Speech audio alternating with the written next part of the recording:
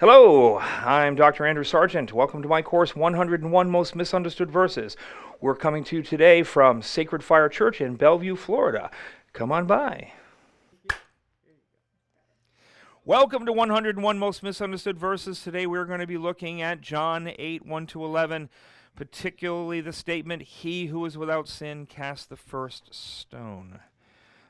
This is absolutely one of my, if you talk about commonly misused scriptures and you had to rank them in order of common misuse, this would be in the top 3, absolutely. And we'll discover that it has always been badly interpreted in the church. Augustine in the 4th century was complaining at how badly this was interpreted by the common Christian and how they live their life. I mean, because doesn't it sound good? Let him who was without sin cast the first stone. Oh, goodness gracious. Judgment-free life. A get-out-of-jail-free card, right? Don't judge me. Isn't that the big saying that we have today? Don't judge me. So I was murdering my neighbor. Don't judge me.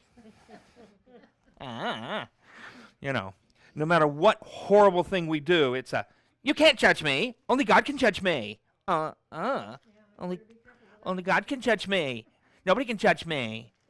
It's part of a principle of moral autonomy that's being taught in critical Marxism, which says that we are our own moral center. We can do whatever we want, whenever we want, however we want, and that nobody should say boo to us.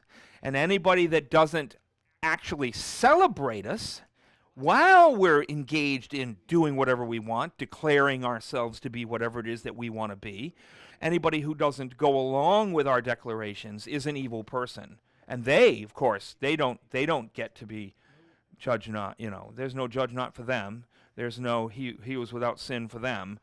For those people, they must be utterly and completely destroyed. Literally, we condemn the righteous and celebrate the wicked.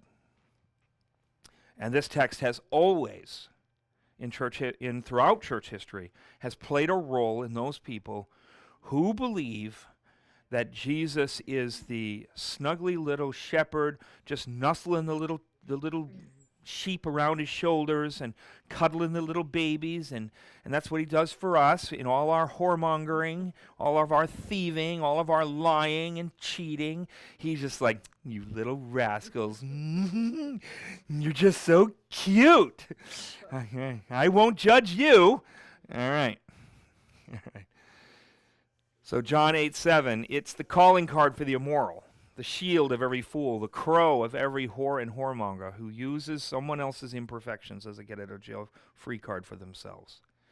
If you've ever done anything wrong in your life, you can never say anything to me no matter what I do.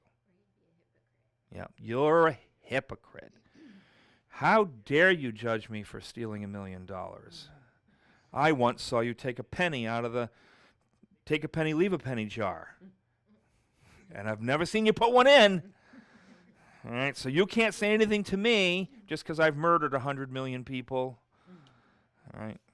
So we envision Jesus as taking a stand in this statement. We interpret Jesus as taking a stand against the barbaric practices of Torah.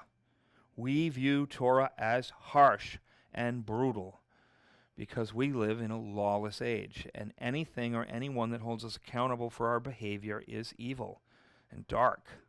All right, so here's this mean, bad Old Testament Torah with all its morals and standards, and the good, loving, happy Jesus, who's just mercy and forgiveness. And we are absolutely mistaken. This is not only an abuse of Jesus' statement, but it is a complete misunderstanding of it. And believe me, that is a difference. There's such a thing as abusing a statement and then completely misunderstanding a statement. This does not abuse Jesus' statement. It radically misunderstands what he said. And we're going to see that what he actually said to her is death. He condemns her to death. But he also simultaneously condemns the witnesses against her for their sins in the very matter they're talking about, in the very court. he condemns the witnesses. And without witnesses, there is no legal trial. She will still stand before an all-seeing God who knows the thoughts and the intentions of her heart. But in terms of the law, and that's going to be something that we really have to get our heads around here. Of this story, the woman caught in adultery, J. Duncan M. Derritt, that's quite a name, J. Duncan M. Derritt, writes of by the way, his book, Law in the New Testament, is one of the finest analyses of first century life as far as being very specific in its application of legal matters from Judaism and how they relate to the various stories in Scripture. Every chapter, he takes a different story and unpacks a different aspect of the legal conundrums of first century Judaism. The book is absolutely incredible. I cannot imagine why I see so few people quoting this book, because this guy is sharp, and his precision in legal matters is wonderful. So he says of this story, a reader today would have little difficulty in understanding what it was all about, the woman caught in adultery, provided that he had a general knowledge of Jewish law, a common acquaintance with the Pentateuch, and with contemporary notions on the subjects which were necessarily in question. In other words, there's some key things that most people are missing when they read this. Okay. So, what went wrong? Most failed to understand the dynamic involved in the situation based on first century legal practices in Israel. This is court. And you have to know the rules of court. They did not live in an anarchy. Everything had rules.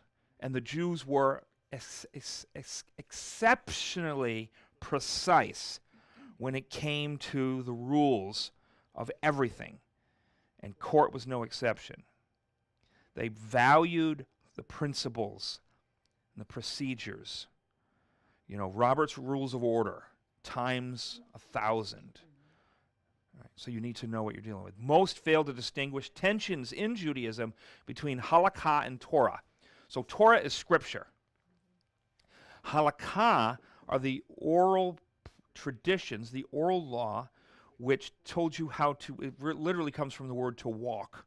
It means how to walk out the law. How do I, so Torah says this, now how do I live? How then? So it's like you've got instruction, Torah is instruction, and then the halakha, would that be more of like rules and practices? Yeah, so the halakha is how you walk out the law. How do you live out the law? So the Bible says don't work on the Sabbath. Well, what is work? Halakha says here are 600 principles for what is work and what isn't work.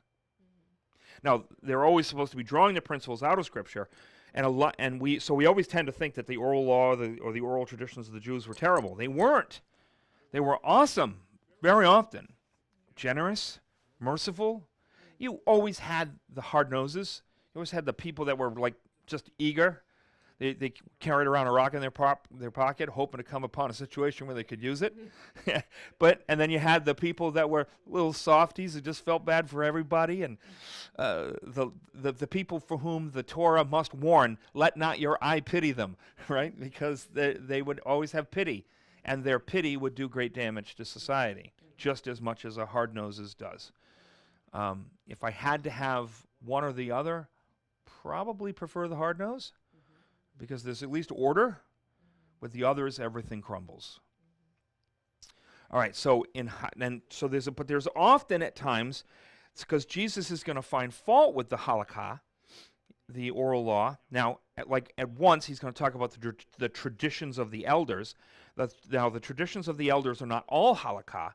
They are 18 specific halakha, fairly new during his day, which have a design to crush the Gentile, to sever the Jew from the Gentile, to make the Jew hate the Gentile. That is a very anti-Torah halakha. So whenever the halakha contradicted Torah, Jesus is going to complain. You make your halakha as if it's equal to Torah. When there's tension, you prefer halakha to Torah, and you will break Torah to keep halakha. That's Jesus' 3 complaints. But we don't want to get the idea that halakha is bad. Halakha is necessary. We have our own. We just don't call it that. Just things you do. The way of things around here. All right, 3, few grasp the significance of the intentions of those instigating the event for the legal outcome of the case. All right, so that means the motivations of the people that are provoking this situation matter to a good judge. It matters why you're doing what you're doing. We've got this circumstance that has arisen. We're going to push it. Why are you pushing it? You have other options here. You don't have to bring it to this. The husband has other options. The husband does not have to permit this to go forward. He does not. He is choosing to allow this to go forward. For why? Why matters. Why always matters. All right, so let's go ahead and read the story. John 8:2. Early in the morning, he came again to the temple. All the people came to him, and he sat down and taught them. The scribes and the Pharisees brought a woman who had been caught in adultery, and placing her in the midst, they said to him, "Teacher, this woman has been caught in the act of adultery. Now, in the law, Moses commanded us to stone such a woman. So what do you say?" This they said to test him, that they might have some charge to bring against him. So the motivations for the entire thing are to trap him. They are willing to kill this woman to trap him. There's no doubt that she's guilty. She wouldn't be here if she wasn't. These guys dot their I's and cross their T's. They would not have arrived at this point unless they could easily establish their case against her. But what's missing is the man. Yeah, we're going to talk about that. There's a lot of things missing in this case, but we want to make sure that we're being accurate with our understanding of the significance of those events. Like, absolutely, where's the dude? This is one of the big question here is where's the dude, and what does the law say about the missing dude? Well, we're going to talk about that. All right. Now Jesus bent down and wrote with his finger on the ground. Now remember, they're in the temple, stone floor. Dust and dirt on the floor, and he's writing in it. You think Jesus writing on stone with his finger has any illusions? I think it does. So Jesus bent down and wrote with his finger on the ground, and as they continued to ask him, he stood up and said to them, "Let him who is without sin among you be the first to throw a stone at her." And once more he bent down and wrote on the ground. But when they heard it, they went away one by one, beginning with the older ones. And Jesus was left alone with the woman standing before him. Jesus stood up and said to her, "Woman, where are they? Has no one condemned you?" She said, "No one, Lord." And Jesus said, "Neither do I condemn you. Go, and from now on sin no more." Okay, remember we talked before about how one powerful phrase can overwhelm a text. A phrase can be so bright that everything else in the text becomes dim. We don't think about it. We don't talk about it because of that one powerful phrase. His pronouncement, "Let him who is without sin cast the first stone," and "Neither do I condemn you," are such bright phrases that people ignore or underappreciate statements like, "From now on, sin no more." All right. So, before we move on with this, we are going to have to discuss what I call an annoying mosquito issue. And that is that the best manuscripts either don't have John 53 through 8:11 in them, or only include small slivers of the peripheral material in it. The story of the woman caught in adultery is not in those manuscripts, although it is very important that slivers of it do show up in many, even from that tradition. You have texts that have families and traditions and histories, and sometimes you can have a family that even though one text is newer, it's from a family that's a little more accurate, as opposed to a text that could be very old, but it's from a family, somebody made a mistake and then it got copied. And they literally trace families of manuscripts. And let me just say this about text criticism, because we're talking about text critical issue here. Probably one of the more important text critical issues in the Bible. Text critics are very good. You don't become a text critic unless you're really good. Okay? They are good. They know what they're doing. They know what they're saying. That does not, therefore, mean that they're always right. And I'm not going to say that they're wrong, but I will raise some doubt as to the constant appeal to this text's absence. We're going to see whether or not you think I'm legitimate in my doubts about it. In other words, I always accepted the fact that this was a floating story that found a home. Okay, so let me unpack this, because I don't want you to hear me saying what I'm not saying. Even if this text does not belong here, its first century precision in the halakhic traditions of Judaism that do not survive the first century mean that this story has historical legitimacy. It is an incredibly accurate story in terms of how courts were run, what rules were being practiced, and everything that happens here is very ho-hum for courts in first century Judaism under Rome. So the question is, to me, not is this an inspired story? The question would be, does this inspired story sit where it was meant to sit? Or was it ever meant to sit anywhere? It was common for there to be stories traveling around, just like they were creeds and codes, which the New Testament writers quote. Like you'll find that when they talk about the disciples, if you ever notice, they talk about the disciples and it's almost always exact. Mm-hmm. It's because there's some kind of an official, and they make reference to it. Mm-hmm. People know it. It's common. Well, the same thing happens. You have very specific story structures that emerge, and Mark works these story structures very clearly. Did Mark invent these story structures? I doubt it. But you find them, and they have a certain kind of cookie-cutter nature to them, because there's these stories that are floating, these testimonies. This is what Luke was investigating when he wrote his gospel. What was he collecting? He was collecting this stuff. This kind of stuff that he got a little bit from here and a little bit from there and a little bit from over here, and he regarded it as authentic materials, so he wove it into a gospel. So hear me when I'm saying this. I am not questioning the inspiration of this text. I'm not questioning its power. I think it is an incredibly powerful piece of writing. I believe it's inspired scripture. There could be some doubt as to its location. I have less doubt about it now than I would have a year ago. I am more convinced that it is where it was meant to be now than I was a year ago. I am finding more evidence is pushing me back toward it's just right. So they could set up court anywhere? Oh yeah, spontaneously. Yes. But they had very strict rules of how it was done. Very strict rules of how it was done. And very elaborate formations of rules based on Torah. And we're going to look at the Torah. We're going to talk about some of those rules because it's going to shed some light on what's happening here. We look at this text as outsiders, and from our perspective, there's so many things here that are just horrible and terrible, because this doesn't look like legitimate court to me.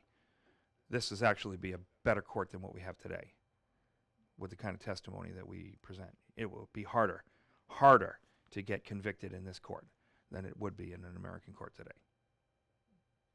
Much harder. Not so hard in a ancient Babylonian court, where some guy has to walk up and say, he turned me into a newt, but I got better. That's Monty Python, in case anybody didn't know. All right. So, but we have to deal with the fact the best manuscripts do not have this story here.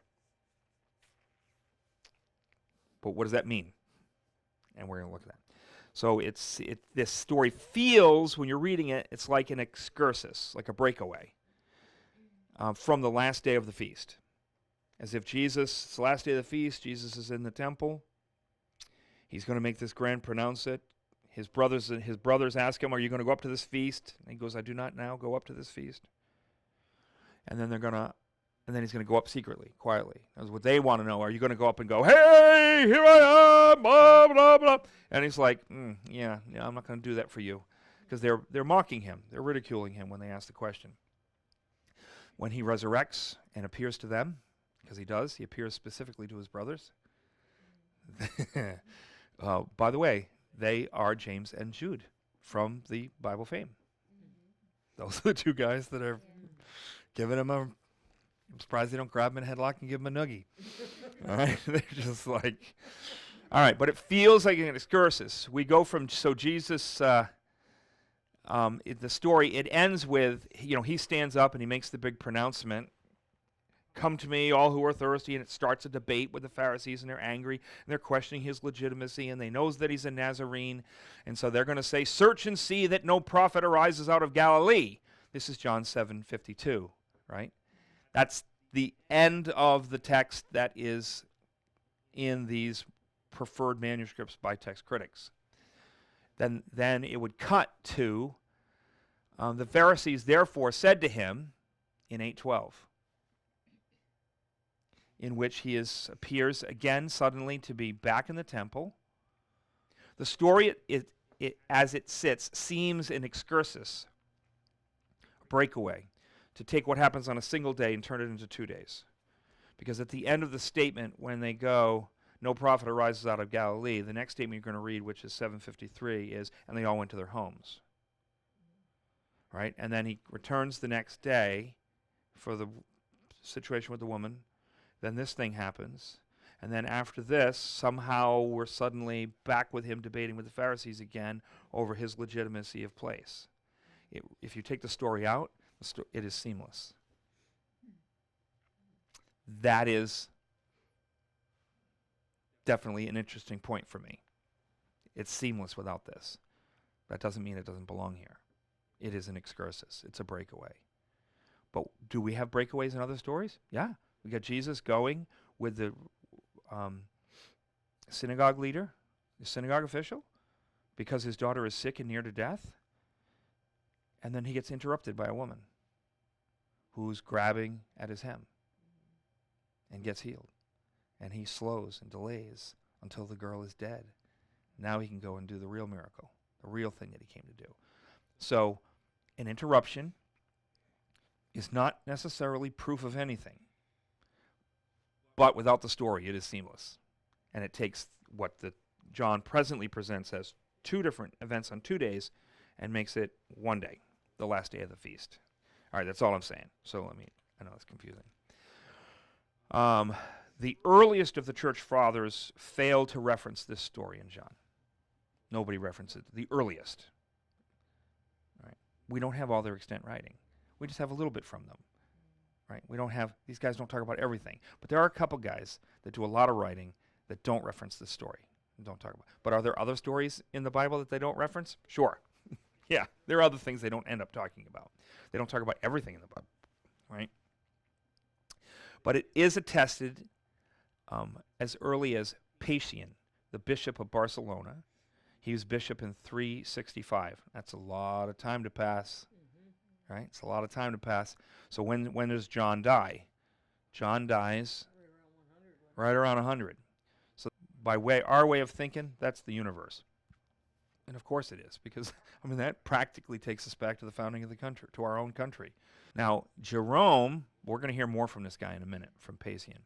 Jerome, who translated the Vulgate in 390, from manuscripts that he regarded as ancient, puts this in the Vulgate and regards it as absolutely authentic where it is. All right. The evidence gets better. It is openly accepted by St. Augustine, 354 to 430. But he thought that its occasional absence. Now, remember, St. Augustine, what does he have access to?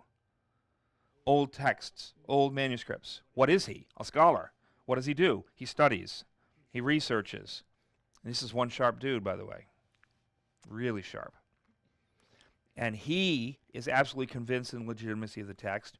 And now he is the one who complains that the text is always misunderstood and is used as a concealment for evil. and that he believes that the reason it's missing from some of the text is because in part of the country, part of the place where these texts, these earliest of our manuscripts, emerged from, so like think about texts and how they're going to survive. Where do things live and survive if you're a manuscript and you're made out of sheepskin, if you're made out of crushed plants into paper? It's got to be dark. It's got to be dry. Heat, dry, dark. Super cold, super wet, tons of light, exposure to air, crumbles things. One of the reasons we don't have any clothing from the biblical world. From the biblical Israel. We don't have any of their garments, except for some from Bar Kokhba, which were stored in a desert, in a cave. Nobody's handling them. Nobody's seeing them. No light's getting to them. Right? So it's tough. But so he's got his hands on some manuscripts. So he believes that there's a certain part of the country, a certain part of the world, in which people took out the story because it was being abused so severely by people who were always looking for a get-out-of-jail-free card. Now, is there any text, you ask yourself, is there any text that you, if you could get rid of it, would get rid of it because of how people abuse it and misuse it? My wife wants to get rid of "Do not forsake the gathering together" with unbelief. She wants to get rid. She goes, man, she says, there were days where it would just be me and Jesus in my private prayer closet and nowhere else if I didn't have that stupid text. That's what she'd say. If it weren't for that, it's holy writ, so I guess I can't argue with it. But boy, I wish it wasn't there. Right? We have Martin Luther, who complained about the book of James. Now, he understood that the book of James does not teach works salvation, and yet the Catholics use James to promote works salvation. And so he said one time, if I could just rip it out of the Bible, I would. Some people say, he rejected the inspiration of James. No, he was a hothead. He was a big mouth. I have a lot of appreciation for hothead big mouths. My brothers, my kin. He understood how severely abused it was, and there's a time where he wishes he could just undo it, just get rid of it, because of how maligned it is. So he's saying that this is what they did, that the manuscripts that are missing it. Now, we've got that whole text tradition, and we're going to find out that not all the manuscripts from that text tradition are missing it. Some of them have slivers of it. If you kept a sliver of it, like let's say you found a manuscript and it kept and everyone went to their homes, but got rid of the story, or kept and everyone went to their homes, and then Jesus came back teaching, and then they cut out the part with the woman and then continued. And they have those two little slivers. They're peripheral. They're not part of the story of the woman with adultery, but they're slivers of the original woman with adultery text. What would that tell you? That something was removed. Because it's not like this thing doesn't exist to them. It did exist. They kept pieces of it, but they got rid of other parts. Perhaps advancing Augustine's complaint. Perhaps. So Papias, who died in 163, is said to have referenced the event of the woman. He calls it, the way he references it is Jesus and the woman of many sins. Now, there is another woman with many sins, and that's the woman that's weeping at his feet. So some people question this as the reference. But he talks about it, and he seems, by the way he says it, to be talking about the woman caught in adultery. And he references it in association with a thing that he calls the Gospel of the Hebrews. Now, the Gospel of the Hebrews could be the Gospel of John. Maybe, but I don't think so. But it's definitely the story is told in this thing that we don't have it, whatever it is. And he's not necessarily calling it Scripture. And according to Agapius of Hierapolis in 942, or right around 942, he's born around 942, right? He claims that he had a book of Papias that were Papias's treatise on the Gospel of John, in which he talks about the woman caught in adultery. So, according to Agapius, writing around 1000, he claims to have had a book written by Papias around 163 AD That's what? 63 years after John? In which he's making comments on the Gospel of John, and he includes the woman caught in adultery. Now, we don't have the text, and we don't have Papias' book. We only have his claim that he had the book. But that's some evidence. That's getting pretty early. That's earlier evidence than the manuscripts that they cite. Okay. All right, so it goes on. It is referenced clearly in the Syriac didascalia. Well, it's oh boy, I love saying these phrases. Syriac, it's written in Syriac. Didascalia apostolorium. Woo! From the mid-200s. All right. That's a little later than Papias, but it's also earlier than these other manuscripts. And it's referenced there. Okay. A 2nd century, now remember the 2nd century is 100 to 199. So a 2nd century manuscript is called the Gospel of James, incorporates words from the story in his own text. Neither do I condemn you. And is written exactly, it's an exact requote of what we have. All right. So that's as early as Papias' claim that now that this story is being quoted or quoted to by being alluded to. Then we have this is boring, but because I think this is important evidence, considering how common it is to just throw this story out. It should not be thrown out. Even if it doesn't belong where it is, it should not be thrown out. The Codex Fuldensis, thought to be an echo of Diatessaron, Bitation, from about 170 AD, includes it. Okay.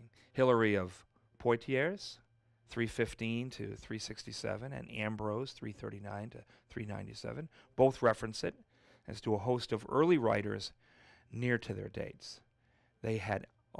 These people also had access to older manuscripts.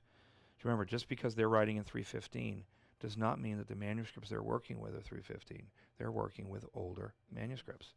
Some of these manuscripts are incredibly old. All right. What was killer is if we could go back and tell them, don't burn an old manuscript. Seal it in a jar where we can find it later. But what they would do is they would recopy a manuscript, and if they were satisfied that they had done it perfectly, they'd burn the older one. So you just be like, stop that!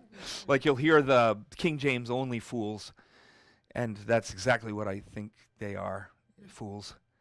The promoters, not necessarily always the believers. I think some of the people that are convinced by them, I'm not going to call them fools, although they've grabbed onto a foolish idea. But the big promoters of this idea are utter and complete fools. They will always say, "Oh, we use a text that was found in a garbage dump." Oh, goodness gracious! That just shows an utter ignorance of the history of manuscripts. What they had is they had recopied a manuscript, and then they had the older ones that were crumbling and coming to pieces, or mice had gotten at them, or whatever. There's been damage, and so they didn't think like we think, and they were going to burn them. You know, just like we are really into authenticity, right? So we want to go see the site where Jesus was resurrected, where Jesus died. We want to go see the crucifixion site, and we want to see it, right? But what do you see when you go there? They built a giant church over it, and that church has cut out all the light, and so the whole thing's died. It's just dead because there's no light to it. I crawled onto the front room of my house up in Boston. My house was built in the mid-1800s, but they put an extension on the front of the house the year that Woodrow Wilson was elected to office. I know this because inside the wall is a newspaper from the day Woodrow Wilson was, and I tried to keep it, but as soon as I took it out of the wall, it fell apart. It just crumbled. So I had the whole thing. And I carried it very carefully, and I laid it down. I came back the next day, and it was all broken up. You know, it's like watching a vampire go. You know. All right. What was I was going to say? So just like, you know, we have different interests. They were not interested in this. They didn't understand the value of the old manuscript just for the sake of being an old manuscript, and they would burn them. So it wasn't a garbage dump. Goodness gracious. It was just simply part of the process of destroying old, rotted, stinky manuscripts in favor of new, fresh, clean ones. Like my brother used to say of my father. My father hated antiques. He saw old things as dirty and yucky. Anything old, dirty, and yucky. He had no value for antiques. My brother one time got really frustrated with him because my dad had gotten rid of something that my brother considered to be very valuable because it was old. I bought something new. My brother yells, my younger brother yells at him, "You'd rather have new poop than old gold." Ah!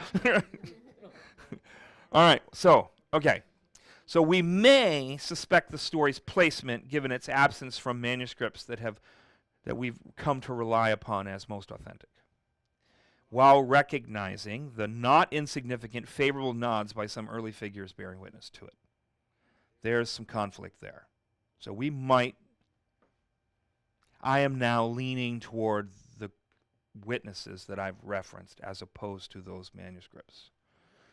And some things are not always a matter of... The work of the text critic is beautiful, brilliant, wonderful, fantastic, but sometimes the answer to questions lies outside of the parameters of that field. There's only certain things that science can do. So there are certain types of questions that science can answer. And I think sometimes the answers lie outside of a person's expertise. You know, like if you're doing forensics and all you're paying attention to is fingerprints and footprints and DNA flakes, sometimes a person who has a real insight into the psychology of the criminal mind might just have something to say that the analysis of DNA cannot talk about. All right. Now, we may suspect the nature of the text's interruption. What is an interruption of an ongoing debate between Jesus and religious leaders? Coming smack in between debates over, if anyone thirsts, let him come to me and drink, and I am the light of the world. Is this one long debate? Or is this two different debates on two different days interrupted naturally and historically by this event? Or the events of a single day interrupted artificially by the insertion of this text? All right. We may suspect the seeming departure from John's normal storytelling. But here's what I don't doubt. The text is authentic first century. The knowledge the author has of intimate details concerning court in the first century is immaculate. The passage, though commonly misunderstood, hence Augustine's constant complaints, and his recognition that some people foolishly took it out in order to deal with a problem that should have been dealt with in another way, and he is a point of frustration for him, that the story has the power, the layering, and the genius of an inspired story.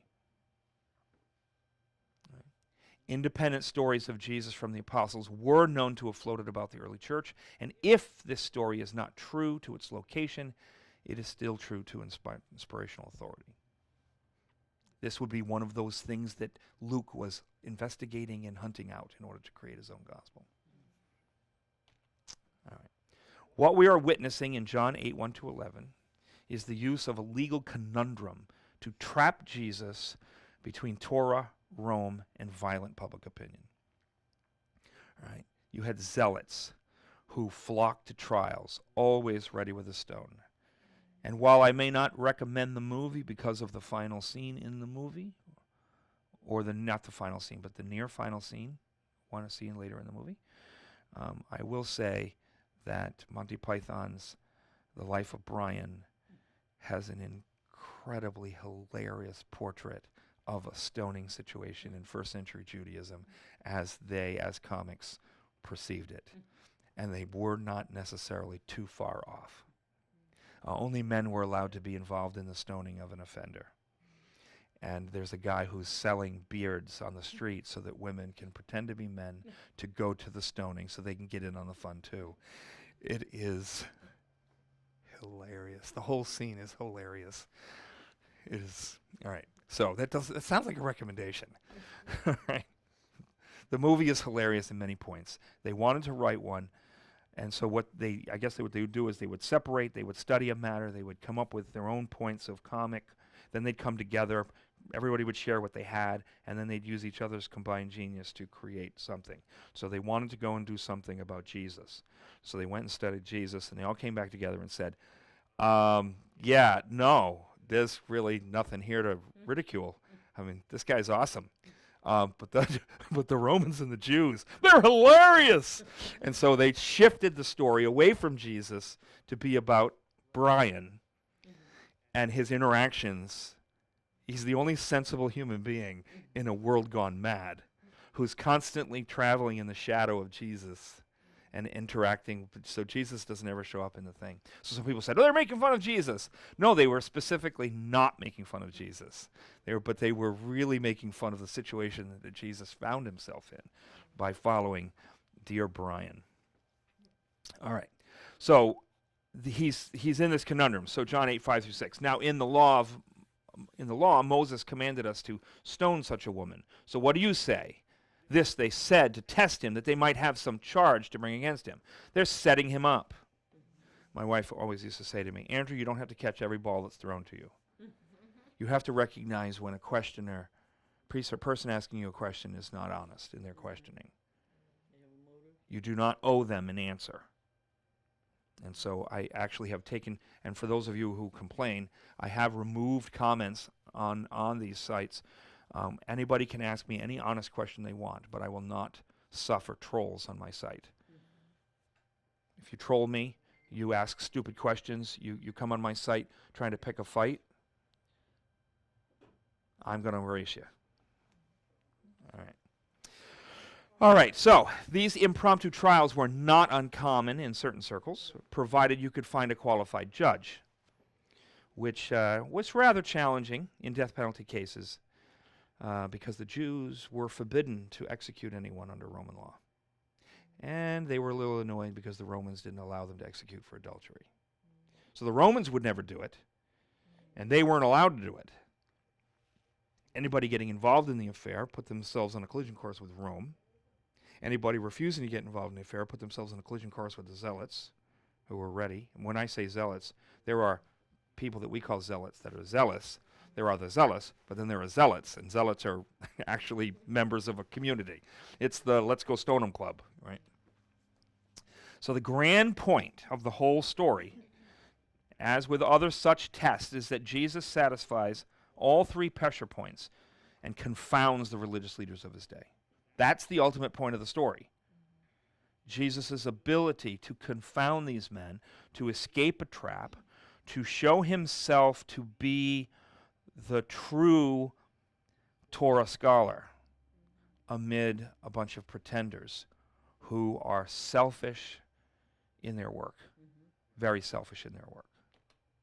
All right. So in order to grasp this more fully, in order to grasp how Jesus' words and actions accomplish this, there are several things you need to understand about the story's cultural context, and we're going to try and unpack that as fast as we can. Context number one.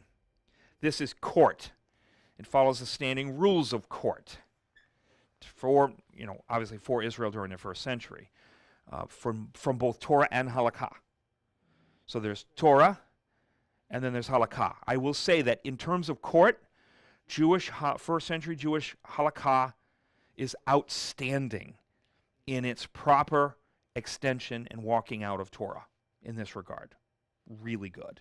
I don't think Jesus would have faulted any of it as a very accurate extension of God's intention in the giving of the rules for court and for the vetting of witnesses. They were very careful in this regard. But wicked men will take even a beautiful thing and use it for destruction and as a weapon. So Jesus is being approached as either a rabbi or a prophet in order to be drawn into the matter on a very practical matter of law. We cannot get away from this. We are reading a legal text. We have to read it through legal eyes. Everything that Jesus says, everything that Jesus does has associations, known and common associations with court in the first century. It's just that we don't know those rules, and so we don't know how to use them as a lens for reading the story. And I'm always going to talk about a lens because I have terrible vision, really, really bad vision. But when I put on my glasses and with a new lens, I have semi-tolerable vision. When my glasses are right, and I haven't had new glasses for 2 years, when my glasses are new and fresh, the world is beautiful and I can see. Give it a year and suddenly I'm struggling. I think I am technically legally blind, but not with my glasses on. All right, so we have to read all the events as court procedure and all the statements as legal discussion. That's going to be really important for us. So in common Christian interpretation of this verse, we present Jesus as a legislator and not a judge. But he is not a legislator here. Now, maybe he has the authority and the right and the power as incarnate deity to be a legislator, but at no point in Jesus' life is he being a legislator. In other words, he's not writing the law. He is applying the law. He is a judge, and he is using the law and interpreting the law for the common situation of man. And that is such a radical difference because you cannot imagine how many commentators even are presenting Jesus as doing away with the death penalty or doing away with the death penalty for adultery. He is not in any terms doing that. Matter of fact, it's the exact opposite. He is defending the death penalty for adultery in keeping with court and how court is done. And they were never a people who did whatever they wanted just because they felt like they were in the right. We use law that way. So what's going on right now in our country? What's just happened when this is... Oh, forgive the hat. It's really cold in here. So what's going on in our country? Somebody just walked up and shot the CEO of an insurance company. And half of the country is cheering. What? I'm sorry. So let's just say I don't like Biden. I think Biden is corrupt. I think he is a horrible human being. I believe him to be a pedophile, a pervert, a rapist, and all of these accusations that have been made against him are very credible. He is a thief and a liar and a traitor to the United States because he was selling access to the White House, and that's some of the stuff that his son was involved in. I do not believe that anybody should harm him. I do not want to live in a country that because I don't agree with the person's political persuasion in front of me, that I walk up and take it upon myself to kill him. Now that's interesting because what has also happened in this country is the movie Bonhoeffer has come out. And now we have to look at a situation. Is there a time in which I would change my mind about killing a political figure? No, he failed, but he sure did try. His statement for himself was, if I were sitting in a car and there was a madman behind the wheel running people over in the street, how could I not do everything in my power just to pull the wheel away from him? That was his comment. Now, are we dealing with that situation? I don't believe we are. I don't believe we're there. We're dealing with, I think we have not exhausted legal means. He is not running around killing people. He is not, he is using the instruments of our law corruptly. But we're still operating within. I don't want to live in a country where people just go and kill somebody. If somebody walked into an abortion clinic and somebody, I don't want to live in a country where that's how we solve our problems. Now, am I going to feel bad for them when you make murder your business? But no, we ought not to behave that way. This is a civil country. We have laws. We have rules. So we, today, especially because of the power that critical Marxism is in our country, is that the idea of the law and order, they want to shred it all, get rid of all of it. So they're cheering because somebody shot a CEO. Can you imagine the anarchy? Yeah, who wants to live in a country like that? Nobody wants to, because a country like that is crumbling. Oh, yeah, that's not sustainable. And if they can provoke you to violence, to stop them from their violence, they've continued the corrosion. In other words, the left wants to put you in a situation where if you don't harm them, you lose. And if you do harm them, you lose. That's what they want to put you in a situation with. I still do not want to live in a country where we run around doing whatever we want. There's a story called Gone Girl. I think it's Gone Girl. There's two movies that came out at the same time that have very similar titles, where a little girl has gone missing. Her mother has been a struggling drug addict, a part-time prostitute, and the girl has just gone missing, and this guy takes up the case to hunt down, and he finds out that the girl was taken by police officers to protect her and to put her into the hands of a loving, caring family who will raise her away from the influences that this woman will put on her daughter as raising her. So the man goes and he finds out the whole situation. He sees that the cops are punished. He sees that the family who took the girl is punished. He gives the girl back to her mother. He loses his fiancée over it because she says, "How could you do that to the young girl?" And he said, "I weep for that young girl. But I don't want to live in a country where every time you don't like a parent, you just take their kid away from them." We have laws. We have processes for that. And I want to live in a country where we live by those laws and those principles and that processes. All right, so this is an important thing. We think that every time you don't like a law, you get to act like a legislator and decide what you think the law of the land should be. I want the law of the land to be that I can walk up and shoot people in the back of the head because they did something I don't approve of. I don't want to live in that country. So Jesus is not a legislator here. He is not condemning the Torah. He's not at odds with Torah. He's not fighting Torah. What he is going to fight for is a proper application of Torah to life. That's his role as judge, to make sure that all the Torah is being honored in the court. All right. So we mistakenly see his decision as we said, as an attack against Torah rather than a defense of proper application of Torah. If you like what you're hearing today, please subscribe below, and don't forget to share it on as many platforms as you can, and tell your friends to watch. Thank you.